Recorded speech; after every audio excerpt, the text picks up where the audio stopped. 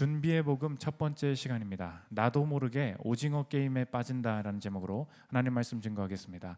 오늘부터 사무엘상 살펴보도록 하겠습니다. 사무엘상의 역사적인 배경은 사사기, 사사시대 이후입니다. 사사시대에 자기의 보기에 옳은 대로, 자기 소견에 옳은 대로 행하였더라. 하나님을 떠나고 또 여호와를 떠나서 하나님의 임재를 버려버린 것이 이스라엘의 마지막 모습이었습니다. 그런데 이 망해버린 이스라엘 속에서 어떻게 영적인 부흥이 다시 일어나고 어떻게 다시 한번 강대국으로 하나님 앞에 설 수 있었는가, 오늘 그 사무엘상이 그 준비 과정을 다루고 있습니다. 그래서 이 사무엘상은 처음에 아무것도 없는 백지 상태에서 시작하는 과정을 다루는 성경이 아닙니다. 망해 있는 것, 악한 것, 이미 나빠진 것, 그러니까 처음은 이미 지나갔고 하다 보니까 이미 망해버리고 이제 그냥 버려야 될 이 모든 쓰레기 더미 위에서 어떻게 새로운 소망과 회복, 도약이 나타나는가, 그것을 보여주는 것이 오늘 사무엘상이 된다는 것입니다. 그 안에서 하나님께서 모든 것을 준비해 나가신다, 도약을 준비해 가신다. 그것이 오늘 본문의 핵심인데, 저 여러분의 삶도 마찬가지입니다. 새로운 시작이 아닙니다. 이미 망쳤습니다. 이미 시간이 늦었습니다. 이미 뭔가 좀 안 좋은 상태입니다. 그 상황 속에서 어떻게 새로운 일들, 또 회복의 일들이 벌어질 수 있느냐, 오늘 사무엘상에서 보여주는 하나님의 준비하심을 들어보면 알 수 있다는 것입니다. 하나님이 어떻게 우리의 삶에 새 일을 준비해 나가시고 행하시는지 살피는 시간 갖도록 하겠습니다. 세 가지로 나눠서 살피겠습니다. 첫째로 준비의 시작, 둘째로 승리의 법칙, 셋째로 준비의 자원, 이 세 가지로 나눠 살피겠습니다. 첫째로 살필 것은 준비의 시작입니다. 오늘 한 가정을 소개하면서 사무엘상이 시작되고 있습니다. 남편이 엘가나라는 사람이었고 아내가 둘이 있었는데 성경이 지금 있고 없고의 대조를 보여주고 있습니다. 분인나라는 이 하나님을 잘 안 믿는 것 같은 사람에게는 자녀가 있었고, 또 그 한나는 자녀가 없었다, 대조합니다. 1절 2절 한번 보십시오. 에브라임 산지 라마다임 소빔에 에브라임 사람 엘가나라는 사람이 있었으니 그는 여로함의 아들이요 엘리후의 손자요 도우의 증손이요 숲의 현손이더라. 그에게 두 아내가 있었으니 한 사람의 이름은 한나요 한 사람의 이름은 분인나라. 분인나에게는 자식이 있고 한나에게는 자식이 없었더라. 지금 모든 역사, 이스라엘이 다시 회복해가는 역사의 첫 장면이 사무엘상 1장이라고 말씀드렸습니다. 그런데 하나님께서 어디에서 준비를 시작하시는가, 그게 사무엘상 1장의 질문이에요. 하나님은 어디에서 이 회복의 준비를 시작하시는가, 그게 오늘의 주제인데, 그 주제를 한 문장으로 정리하면 다음과 같습니다. 준비의 시작점은 어디냐? 준비의 시작점은 개인의 문제이다. 이게 사무엘상 1장의 주제라는 것입니다. 하나님이 어디에서 준비를 시작하시는가? 하나님의 준비가 시작되는 곳은 개인의 심각한 문제, 한 개인의 심각한 문제에서 준비가 시작된다는 것입니다. 다 여러 번 들으셨겠지만 그 당시에는 그 아이 낳는 문제가 지금 애 안 낳습니다, 저는 낳을 생각이 없습니다, 이런 얘기랑 다른 얘기예요. 그 인구수를 가지고 서로 부시고 싸우는 그 시대였습니다. 그러니까 아들을 못 낳는다, 그 얘기는 그냥 너는 망했다, 돈 못 번다, 사람 구실 못한다, 죽는 게 낫다, 이런 뜻이었어요. 그런데 이 심각한 개인의 문제를 사무엘상 1장에 왜 기록하고 있습니까? 여기가 시작점이라는 거예요.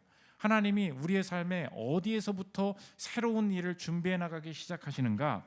개인의 문제, 개인의 문제가 준비의 시작점이다. 그게 메시지라는 것입니다.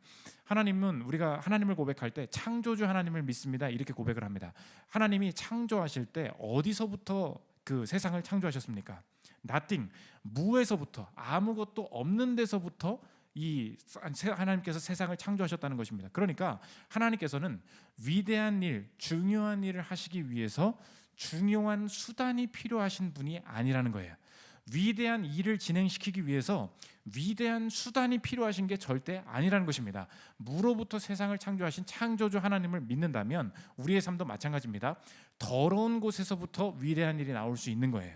망한 일로부터 위대한 일이 나오게 된다는 것입니다. 이미 늦은 일로부터 하나님의 새로운 일이 시작될 수 있다. 하나님의 새로운 일이 이미 낳은 자녀, 분인나의 자녀로부터 시작된 게 아니었다는 거예요. 어디서부터 준비를 시작하셨습니까? 개인의 심각한 문제에서부터.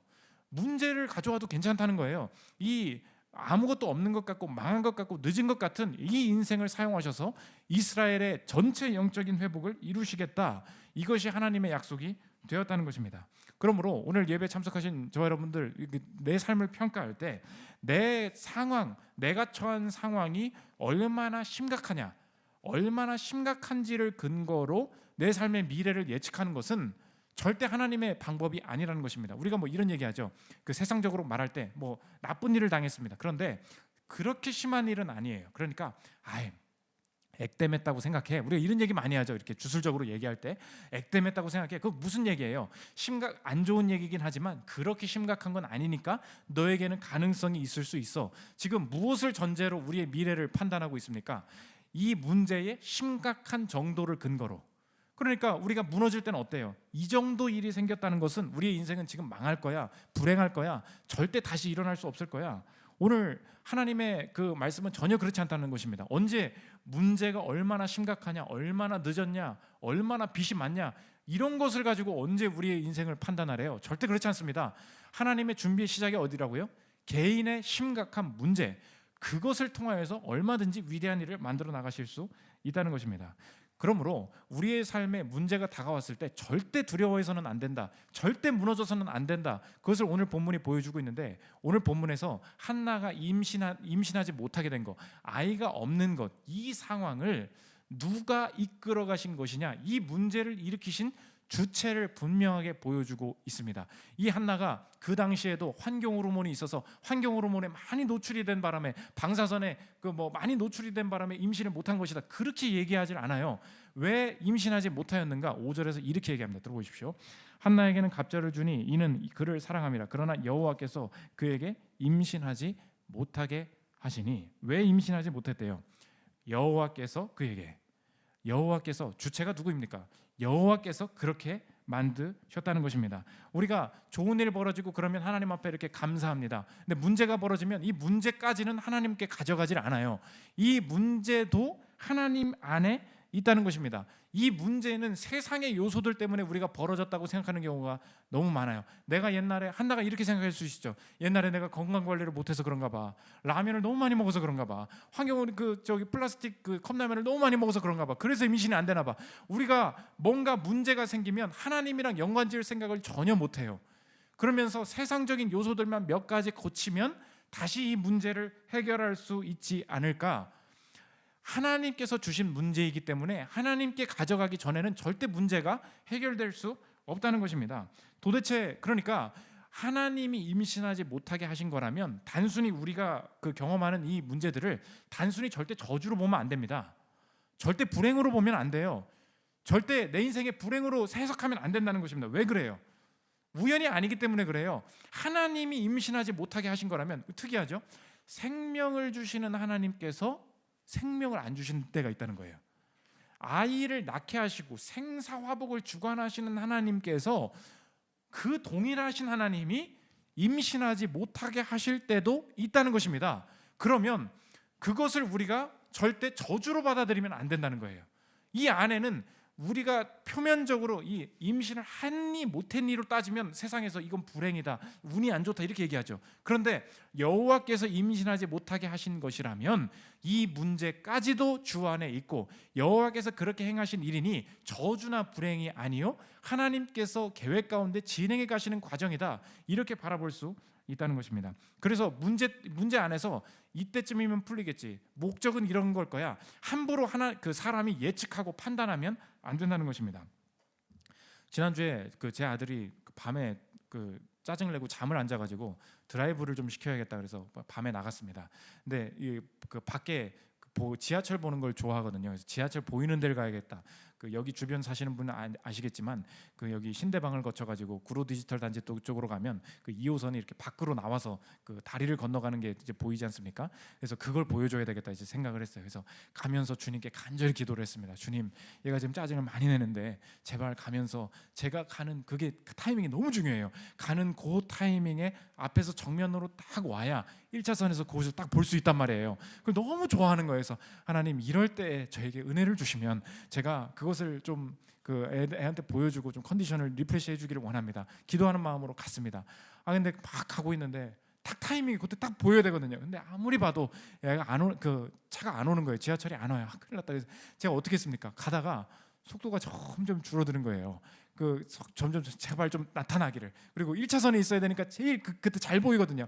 나타나기를 하는데 점점 줄어드는데 안 오니까 막 짜증이 나는 거예요. 근데 제가 1차선에서 거기 엄청 빨리 다니는 곳이거든요. 근데 가다가 점점 속도를 줄이니까 도로에서 무슨 일이 벌어지겠습니까? 뒤에서 그냥 막 쌍라이트를 막 키면서 막 앞에 추월하면서 난리를 부리면서 그 빨리 가라고 막 뒤에서 막 난리를 부리는 거예요. 제가 그 겉으로 표현 안 했지만 속으로 뭐라고 했는지 네가 내 마음을 알아 지금?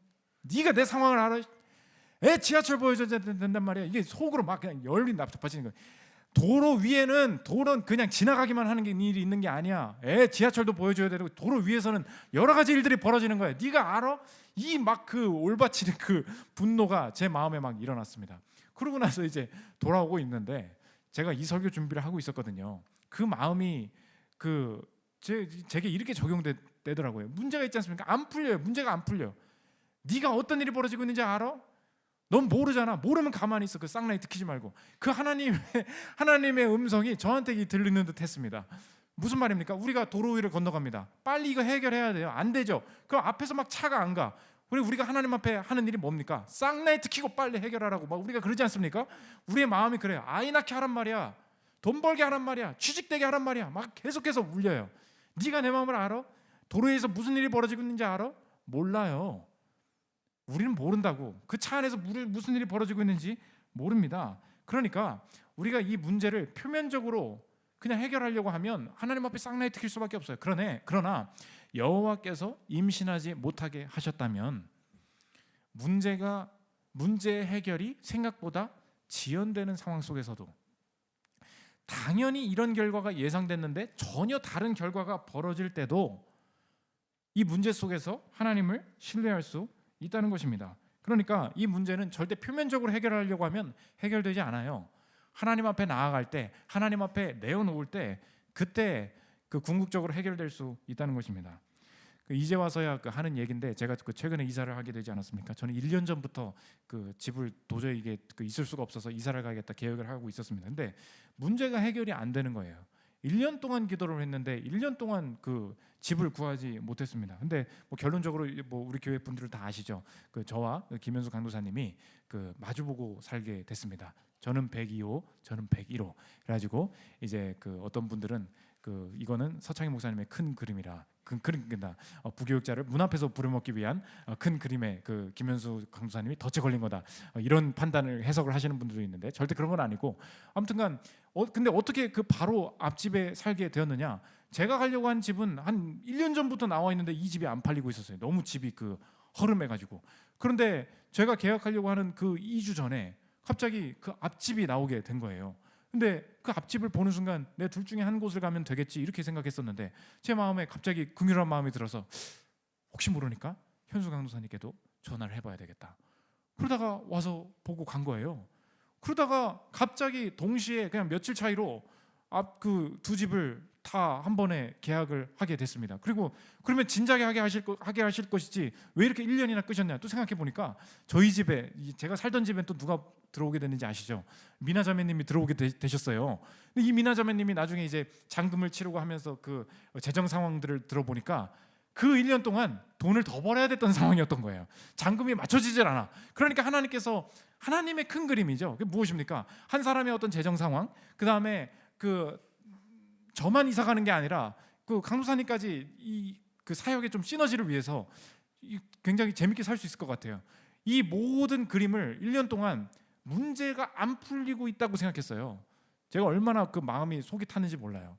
그런데 이 문제가 해결되는 기간과 해결되는 방식과 지연되는 모든 상황마저도 하나님이 어떻게 이끄신 거예요? 문제는 내가 통제하는 거야. 하나님이 선한 길로 이끌어 가셨다는 것입니다. 오늘 저 여러분 문제가 풀리지 않고 있는 게 있습니까? 세상 사람들과 비교할 때 이 문제 너무 심각하다고 생각하는 지금 형편들이 있습니까? 문제의 준비의 시작은 개인의 문제라는 거예요. 개인의 문제가 하나님의 준비의 시작점이라는 것입니다. 위대한 일이 없어도 괜찮습니다. 늦은 일이 있어도 괜찮습니다. 그 문제 가지고 하나님이 새로운 일 준비하시겠다는 거예요. 믿으십니까? 그 믿음 가지고 얼마든지 위대한 일을 이루어갈 수 있다는 것입니다. 두 번째 살펴볼 것은 승리의 법칙입니다. 그러면 하나님께서 이 준비해 나가시는 과정 속에 우리가 어떤 방법으로 승리해야 되는가? 오늘 본문이 승리의 법칙을 보여주고 있는데 집중해야 될 두 가지를 알려주고 있습니다. 차례로 보면 첫째로 대적과 싸우면 안 된다는 거고, 또 한 가지 마음에 집중해야 된다는 거예요. 차례로 보면 첫째로 대적과 싸우지 않아야 한다는 것입니다. 오늘 그 설명을 드렸지만 이 시대에 여자가 임신을 못한다, 그 말은 사람 구실 못한다, 돈 못 번다, 그냥 죽는 게 낫다, 이런 뜻이라고 그랬죠. 그러니까 문제는 뭐냐? 세상이 말할 때 중요하다고 말하는 문제가 내가 지금 해결되고 있지 않는 거잖아요. 그러면 꼭 이 문제를 가지고 너 큰일 났다, 너 안 사는 게 낫다, 낙심에 빠지게 만드는 대적이 분명히 등장하게 된다는 것입니다. 분인 나는 자녀가 있었어요. 그러니까 맨날 애 데리고 다니면서 장난감 사주면서 한나가 옆에 있는데 뭐라고 있겠습니까? 그거 언제쯤 나오는 거야 애가? 이제 임신 좀 했나? 계속해서 그 마음을 이렇게 긁은 거죠. 그 적수가 계속해서 공격해서 한나의 마음이 힘들었다 이야기합니다. 6절 7절 한번 보십시오. 여호와께서 그에게 임신하지 못하게 하심으로 그의 적수인 브릿나가 그를 심히 격분하게 하여 괴롭게 하더라. 매년 한나가 여호와의 집에 올라갈 때마다 남편이 그같이 하며 브릿나가 그를 격분시키므로 그가 울고 먹지 아니하니. 계속해서 이 말을 들었다고 생각해 보십시오. 애 있을 때마다 애 없다고, 너 언제 해결할 거냐고 이렇게 얘기했다. 나는 신앙이 좋은데 쟤는 신앙이 안 좋은데 쟤는 자녀가 있고 잘 돼요. 우리도 마찬가지죠. 난 신앙이 있는데 신앙 없는 사람들이 계속 잘 돼요. 그럼 우리 마음에 어떻게, 한다 마음에 어떤 생각이 들었겠습니까? 분있나 이 자식, 내가 아이 낳고야 말 거야. 난 2명 낳을 거야, 3명 낳을 거야. 그러면 이 한나의 마음에 이 공격, 이 대적이 마음의 속임수로 그 영적인 침체, 영적인 실패에 빠지게 만들 수 있는 방법이 있었습니다. 한나가 이 분인나의 공격에 내가 아이를 낳음으로 문제를 해결할 거야, 내가 분인나 못지않게 내 형편을 해결함으로 나의 문제를 해결할 거야, 이 마음을 자꾸 부추겼다는 거예요. 이게 함정이라는 것입니다. 성경은 절대 대적과 싸우면서 내 문제가 풀리지 않는다고 얘기합니다. 왜 그렇습니까? 분인나가 애 못 낳게 만든 게 아니라는 거예요. 환경 호르몬 때문에 애 못 낳은 게 아니라는 거예요. 뭐예요? 여호와께서 그에게 임신하지 못하게 하심으로 문제를 끌고 가시면서 하나님의 뜻을 이루시는 게 그 주체가 하나님이시기 때문에 절대로 기억해야 된다. 문제를 해결하는 과정 속에서 세상의 방법으로 애를 낳아버림으로, 나도 그 급이 됨으로, 경쟁에서 이김으로 절대 문제가 풀리지 않는다는 거예요. 엎친 데 덮친 격으로 공격이 하나 더 옵니다. 내 마음을 토로해야 됐던 그 당시에 목사님이라고 생각하면 됩니다. 엘리 제사장이 내가 교회에 와서 이렇게 그 성경에 보면 말은 안 하고 입만 이렇게 중얼중얼 거렸다 이렇게 기도를 하고 있었는데 엘리가 다가와서 뭐 하시는 거예요? 뭐 하시는 거예요? 취하셨어요? 목사가 막 이런 얘기를 성도 앞에서 기도하고 있는데 와가지고 이렇게 한 거예요. 짜증이 나가지고 목사님한테 들이받을 수 있잖아요. 그것도 하지 않았다는 거예요. 오늘 14절부터 한번 보십시오. 엘리가 그에게 이르되 내가 언제까지 취하여 있겠느냐? 포도주를 끊으라 하니 너 술 취했어? 이거죠. 한나가 대답하여 이르되 내 주에 그렇지 아니하나이다. 나는 마음이 슬픈 여자라 포도주나 독주를 마신 것이 아니요 여호와 앞에 내 심정을 통한 것뿐이오니 당신의 여정을 악한 여자로 여기지 마옵소서. 교회 앞에서 피켓 들면서 이런 목사 나가라. 목사님 저 상처받았어요. 사과 안 하시면 교회 떠날 거예요. 이런 식으로 그런 순간순간의 어떤 대적의 공격들을 해결하는데 인생을 쓰지 않았다는 것입니다. 엘리나 분인나와 싸우지 않는 것, 이게 승리의 핵심이었다는 거예요. 우리에게 적용하면 무엇입니까? 우리의 인생에 문제가 있습니다. 그런데 자꾸 주변에서 문화의 목소리가 우리에게 이렇게 얘기한다는 거예요. 이 문화의 목소리가 말하는 승리의 기준을 따라가라는 것입니다. 분인나랑 싸워서 이겨보라는 거예요. 애를 낳으면 이길 수 있다는 거예요. 우리에게 적용해 보겠습니다. 어떤 친구가 얘기합니다. 너 연봉이 얼마야? 연봉 이 정도 받는데? 그러면 그 연봉을 듣는 순간 내 마음에 한 가지 목소리가 더 들어와요. 너도 이 정도 연봉 받는 곳은 가야 네 인생이 괜찮은 거지. 그러니까 너도 그쪽으로 취직을 준비해 봐. 목표를 팍 줍니다. 기준을 팍 줘요. 그 기준의 그 승리가 뭐예요? 그 급, 내 친구만큼 받는 그곳에 가면 내가 그렇게 나도 이길 수 있다는 것입니다. 내 친구가 결혼을 합니다. 좋은 남편이에요. 야, 이 남편은 어떤 사람이래? 좋은 자매를 만납니다. 이 어떤 자매래?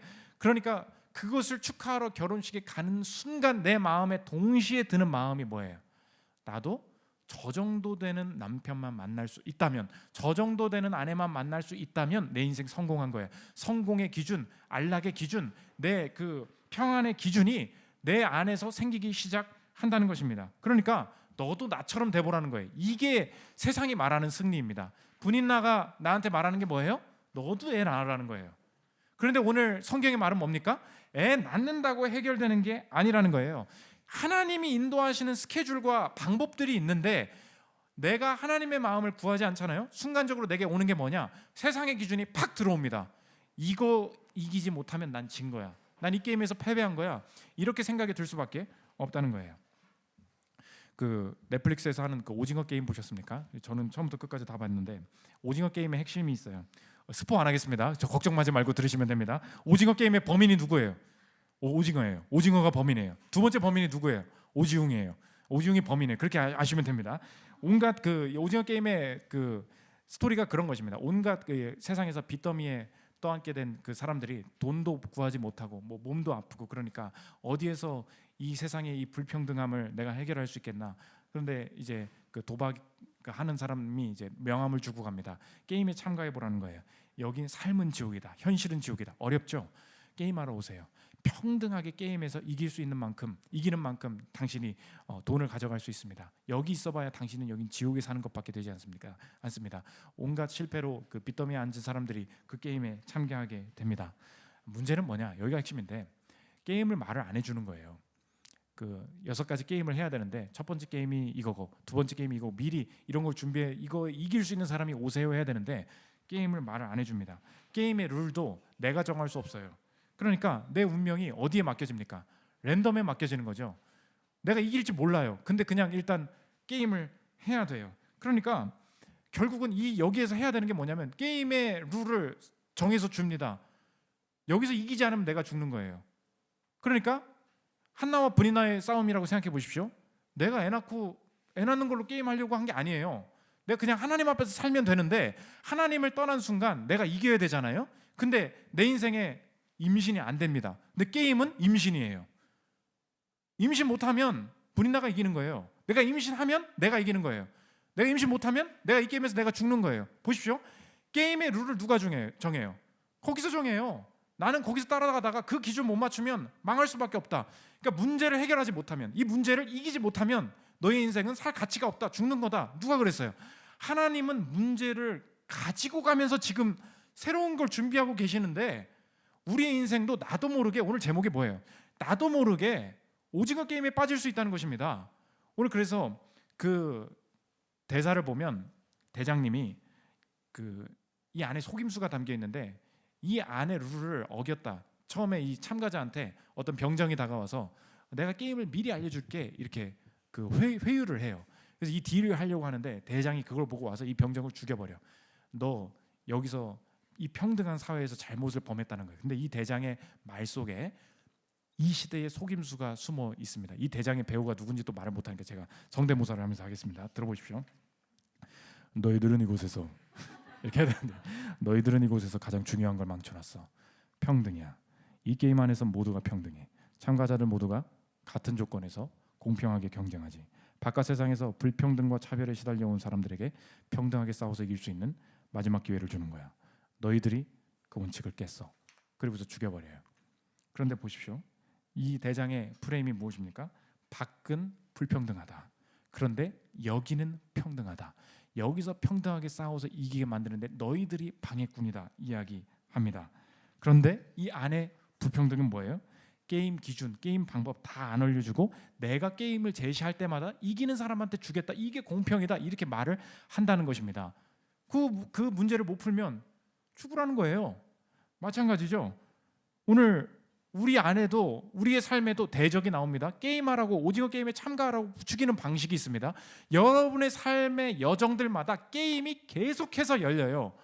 보십시오. 10대 때는 대학 잘 가야 되고요. 20대는요. 그 대학에서 뭐 과 잘 정해야 되고요. 취업 잘해야 되고요. 여자친구 남자친구 잘 만나야 되고요. 회사 잘 들어가야 되고요. 부서 잘 정해야 되고요. 결혼 잘해야 되고 자녀 잘 낳아야 되고요. 자녀 교육을 잘 시켜야 되고요. 퇴직금 많이 받아야 되고요. 마지막에는 건강 관리까지 잘 해야 돼요. 매번 게임이 벌어집니다. 그런데 그 게임마다 내가 다 잘합니까? 못 하잖아요. 10대 때부터 문제가 있는 것처럼 보일 때가 있잖아요. 나 공부를 못 해요. 어쩔 거예요? 내가 결혼을 못할 때도 있지 않습니까? 내가 싱글로 살게 됐어요. 근데 세상은 그걸 뭐라고 말하냐? 게임에 진 거래요. 이게 오징어 게임이라는 거예요. 그러니까 내 인생의 어떤 순간 속에 언제든지 내 삶을 문제 안에서 일하시는 하나님을 못 보고 문제를 꼭 해결해야 된다는 거예요. 근데 해결의 기준이 뭐예요? 이 대장이 정해준다고 결혼하는 방식으로, 연봉을 더 높이는 방식으로, 기준은 그 사람들이 다 정해주는 거예요. 나도 모르게 오징어 게임에 맨날 빠질 수 있습니다. 그게 뭐예요? 게임에 참가해서 이겨야만 내 인생이 해결되는 것이다. 하나님이 언제 여러분을 게임판으로 몰고 가셨습니까? 오늘도 꼭 명심하십시오. 내 인생이 취업만 되면, 결혼만 되면, 연봉만 오르면 해결될 거라고요. 절대 그렇지 않습니다. 다음 게임이 다시 나타나요. 게임하면서 사는 거 아니에요. 문제 들고 가는 거예요. 바깥이 지옥이라고요. 지옥을 문제로 바꿔오십시오. 문제를 해결하지 못하면 이게 다 지옥이라는 거잖아요. 언제 그랬어요? 여기 하나님께서 이 문제를 허락하셨다면 하나님이 계신 곳이 내 삶의 길이 되는 거예요. 게임에 들어가지 않아도 괜찮습니다. 취업 못했어도 좋아요.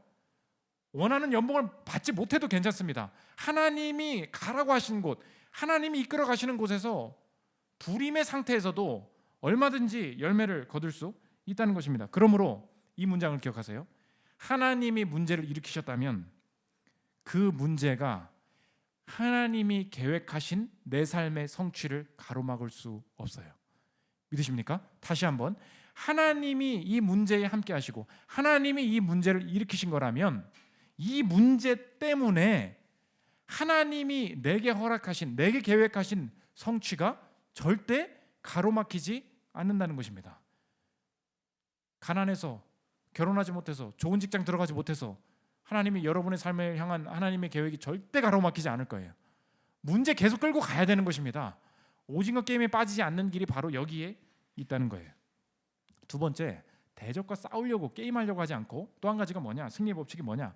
해결하려고 하지 않고 마음에 집중해야 된다는 것입니다. 오늘 본문의 질문이, 그 핵심적인 질문이 그거예요. 아니 그럼 목사님, 그러면 아이를 그냥 자녀를 많이 낳게, 한나를 아이를 많이 낳게 해주셔서 그냥 행복하게 살게 하시면 되지 왜 굳이 문제 속에 두셨냐는 거예요. 그냥 브니나처럼 행복하게 살게 하시지. 이 문제 속에 한나가 기도하다가 더 깊은 하나님의 마음을 알게 되었다는 것입니다. 오늘 본문을 자세히 읽어보신 분들은 알 텐데 한나가 지금 뭐라고 기도합니까? 아들 주세요, 저를 좀 해결해 주세요 얘기하죠. 그런데 이상합니다. 더 읽어보셨어요? 아들을 주십시오. 주시면 다시 드리겠습니다. 갑자기 이 얘기를 합니다. 뭐야? 평생 이 문제를 해결해달라고 기도해놓고 해결이 되면 다시 드릴게요. 이게 무슨 기도냐는 거예요. 11절 보십시오. 서원하여 이르되 만군의 여호와여, 만일 주의 여종의 고통을 돌보시고 나를 기억하사 주의 여종을 잊지 아니하시고 주의 여종에게 아들을 주시면 행복하게 잘 살겠습니다. 이거잖아요. 근데 내가 그의 평생에 그를 여호와께 드리고 삭도를 그의 머리에 대지 아니하겠나이다. 이거 무슨 말이에요? 한나는 자기의 문제를 끌어안고 하나님 앞에서 막 기도하다가 문제 해결해 주시고 기도 응답해 주셔서 참 감사합니다. 거기서 멈출 줄 알았어요. 자기도 처음에 그렇게 기도를 시작했겠죠. 그런데 그 기도를 깊이 하다가 더 큰 하나님의 마음, 더 큰 하나님의 뜻을 알아버렸습니다. 하나님의 마음이 뭐였을까요? 우리 말로 얘기하면 이런 거예요. 한나야, 너 자식이 없지? 분인나 때문에 너무 화가 나지? 너무 미치겠지? 아들만 있었으면 다 모든 게 해결될 것 같지? 한나야, 내 마음이 그렇다? 너 내 마음 아니? 내가 사사시대 이스라엘 백성들한테 말씀을 전해야 되는데 내 마음을 알아주는 자식이 하나도 없다. 너 내 마음 알겠니? 하나님을 전할 사람이 필요한데, 내 마음을 잘 설명해 줄 사람이 필요한데 도저히 내가 자식이 없는 기분이다. 한나야, 너 내 마음 알겠니? 이 사사시대의 그 형편을 말씀이 들리지 않는 시대다. 사무엘상 3장 1절에 이렇게 기록합니다. 아이 사무엘이 엘리 앞에서 여호와를 섬길 때에는 여호와의 말씀이 희귀하여 이상이 흔히 보이지 않았더라. 그 시대의 각자가 나 아이 주세요, 나 인생 잘 되게 해주세요, 이런 식으로 제사하러 와서 다 그런 기도만 하고 있었던 거예요. 그런데 한나도 맨 처음에 교회에 와서 하나님 저도 좀 자녀 좀 주세요라고 막 기도를 하고 있는데 그 문제와 함께 씨름하면서 하나님께서 함께 부어주신 마음이 뭐예요? 그 문제를 왜 주신 거예요? 그게 하나님 마음이라는 거예요. 그러니까 한나가 모든 게 해결돼 버린 거예요. 아들을 안고 행복하게 사는 게 인생의 목적인 줄 알았는데 하나님께서 아들을 낳는 과정 속에 이 상황, 이 문제를 내게 주신 것은 그 마음까지도 내게 부어주시기 위함이었는데 그 마음이 뭐였다는 거예요? 하나님의 말씀을 전할 자식이 없는 아버지의 마음을 함께 느끼게 하셨다는 것입니다. 그러니까 기도 응답을 받았는데 문제 해결에서 멈추지 않고 하나님의 마음대로 행하는 자로 변화되었다는 것입니다. 여러분, 절대 한나가 아들을 받고 이 아들을 변호사로 키우겠습니다, 이 아들을 내가 정말 신앙 안에서 잘 키워보겠습니다, 이거 죄가 아니에요. 그런데 내게만 주신 이 문제 속에 느끼게 하시는, 내게만 주시는 하나님의 마음을 알아버린 거예요. 그러니까 사무엘을 누구에게 드립니까? 사무엘을 제사장으로 길러내지 않습니까? 27절 28절 보십시오. 이건 기쁨인 거예요. 이 아이를 위하여 내가 기도하였더니 내가 구하여 기도한 바를 여호와께서 내게 허락하신지라. 여기서 끝나야 되는데 28절, 그러므로 나도 그를 여호와께 드리되 그의 평생을 여호와께 드리나이다 하고 그가 거기서 여호와께 경배하니라. 하나님은 뭘 준비하고 계셨던 거예요?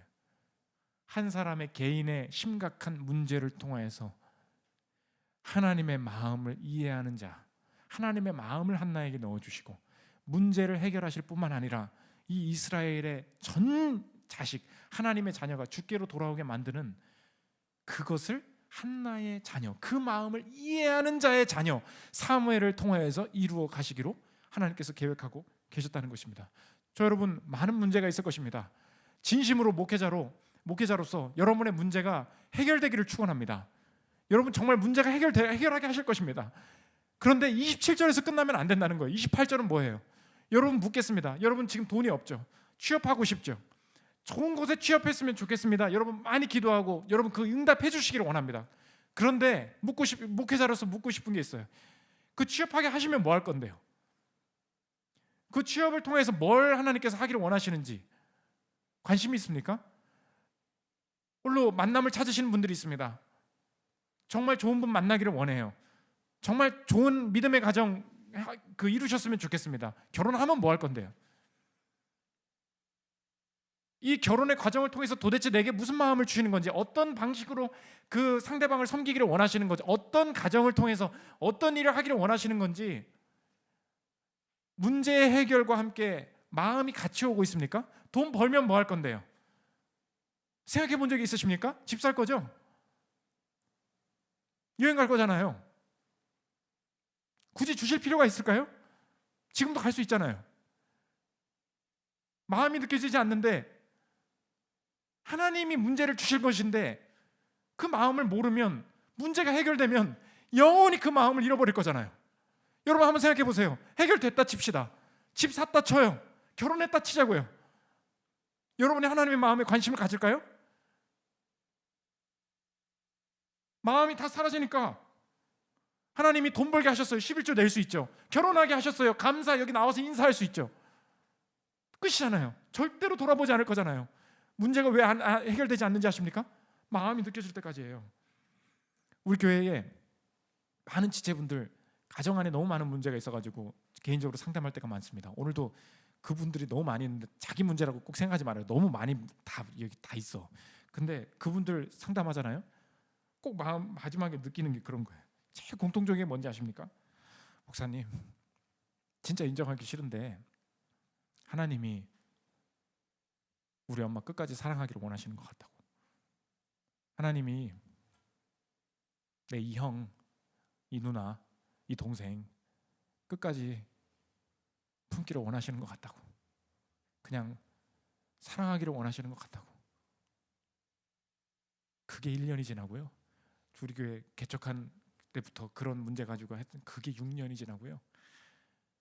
그 마음 깨달을 때까지 내가 쟤를 엄청 미워하는구나. 내가 저 사람을 전혀 사랑하지 않고 있구나. 저 사람을 전혀 이해하려고 하지 않고 있구나. 내 마음에 그 추악한 그 다친 마음을 보게 하시고 하나씩 깨실 때까지. 문제가 왜 해결되지 않는지 알아요? 내 마음이 해결되고 있지 않는 거예요. 한나가 언제 아이를 가졌습니까? 아이를 주께 드리겠습니다. 주께 드렸기 때 드린다는 고백이 너무 가상해서 아이를 주신 게 아니고, 순서를 잘 생각하십시오. 큰 일을 하면 잘했다, 너한테 이거 줄게, 이거 아니에요. 그 마음을 한나가 알아버리니까 그냥 드릴 수밖에 없는 거예요. 사무엘의 길이 이 길이구나. 마음을 이해하고 계십니까? 저희 집에 공사를 하는데 집이 너무 안 좋은 집이어가지고 어제도 갔더니 진짜 락스 냄새가 장난이 아니야. 곰팡이가 온 벽에, 이거 고치고 들어가느라고 진짜 돈만 엄청 쓰고 있는데, 그 곰팡이 벽을 관리하시는 업체를 하나 만났습니다. 돈 받은 거 아니에요. 뒷광고 아닙니다. 홈리스라는 광고 업체가 있는데 엄청 젊어요. 저랑 거의 동갑인 것 같아요. 어떻게 이런 일을 하게 됐냐, 블로그 들어가니까 스토리가 있더라고. 자기가 너무 가난하게 산 거야. 애를 데리고 지하방에 빌라에서 사는데 어디서 도대체 이렇게 냄새랑 곰팡이가 생기고 막 결로가 쓰는 건지, 내가 왜 이런 집에서 자기가 지워보려고 해. 지워지질 않고 해결이 안 되는 거야. 그래서 자기가 시작했대요. 곰팡이 좀 없애보자. 이분의 사명이 뭐예요? 문제예요, 문제. 내가 가난해서 그 밑바닥에 들어가 보니까 이 날림으로 괜히 그냥 이거 하면 저 다 해결돼요, 곰팡이 안 생겨요, 쓸고 나니까 몇 개월 만에 곰팡이 생기고, 이런 그 업체들 보고 나니까 자기가 진짜 이렇게는 이 사업 못할 것 같아서 자기가 직접 배웠대. 치유하잖아요. 그분이요, 마음을 이해를 해주더라고. 마음을. 여러분, 대하는 고객의 마음을 아세요? 교사라면 학생 마음을 이해하고 계십니까? 그 업무 상사의 마음을 이해하고 계세요? 그거 할 때까지예요. 해결하려고 하지 마십시오. 하나님의 마음 구하면 이 문제 속에 있는 자체가 해결이요, 이 자체가 인도하심임을 확신할 수 있다는 것입니다. 마지막 세 번째, 준비의 자원입니다. 목사님, 좋은 말인데 제 안에요, 제 마음속에 그 문제 속을 뚫고 갈 힘이 나지 않습니다. 너무 지쳤고요, 이 문제를 감당해낼 수 있는 마음도 들지 않고요, 나라도 뭘 좀 열심히 해야 이게 새로운 일이 생길 텐데 뭐가 이게 제가 좀 많이 눌려 있습니다. 이런 마음 들 때가 있죠. 우리 성경은 뭐라 그러냐? 언제 너 보고 힘내랬니? 오늘 한나의 말이 그거예요. 한나가 아들을 드렸을 때 해결된 게 아니라니까요. 한나는 너무 힘들 뿐이었어요. 아들만 그냥 생기게 해주세요라고 기도했다고요. 그런데 한나가 다시 일어설 수 있는 자원이 어디서 나왔냐? 한나 안에서 오지 않았다는 것입니다. 우리의 자원은 우리 안에 있지 않아요. 우리의 힘은 우리 안에 있지 않아요. 모든 심각한 문제 속에서도 새 일을 준비하시는 하나님의 능력이 우리의 자원이 된다는 것입니다. 오늘 본문을 잘못 읽으면 안 되는 게, 여러분도 한나처럼 기도응답을 받았을 때 아들을 다시 드려 보십시오. 그러면 주님이 축복하실 것입니다. 얼마나 위협이에요. 줬다가 다시 뺏는 거 아니에요. 이게 얼마나 협박입니까? 그렇지 않아요. 한나가 이스라엘의 회복을 위해서 아들을 내어주신 이것이 우리에게 어떤 표징이 됩니까? 하나님께서 자신의 아들을 먼저 우리에게 달라고 하지 않으시고 우리에게 무언가를 요구하시기 이전에 우리에게 모든 것을 내어주시기 위해서 자기 아들을 먼저 내어주신 그분의 사랑이 우리의 삶의 자원이 된다는 것입니다. 로마서 8장 32절 보십시오. 자기 아들을 아끼지 아니하시고 우리 모든 사람을 위하여 내주시니가 어찌 그 아들과 함께 모든 것을 우리에게 주시지 아니하겠느냐. 하나님, 오늘 본문이 다시 이해되네요. 한나처럼 어려운 상황 속에서 기도하다가 하나님 앞에서 무언가 좋은 응답을 얻으면 그거 다시 한번 바치면 하나님이 뭔가 좋은 것을 보상해 주시겠지. 이런 거래적인 본문으로 오늘 본문을 읽으면 하나님은 협박꾼이요, 하나님은 우리 인생에 뭔가 요구하시는 분으로만 해석이 됐습니다. 한나 이야기가 그런 이야기가 아니었군요. 한나가 아들을 드릴 수 있었던 그 힘이 어디로부터 오는가? 우리에게 아들을 먼저 요구하시지 않으시고 먼저 자신의 아들을 우리에게 주셔서 우리의 인생의 모든 문제 속에 영원한 기쁨이 있도록 문제를 해결하신 주님께서 아들 주셨다면 앞으로의 문제도 이제 다시 해석하겠습니다. 문제 속에 처하게 하시는 것이 우리가 뭔가를 안 해서 죄를 지어서 우리에게 저주와 벌을 한번 받아보라고 우리의 인생을 길게 이 문제 속에 끌고 가게 하시는 줄 알았습니다.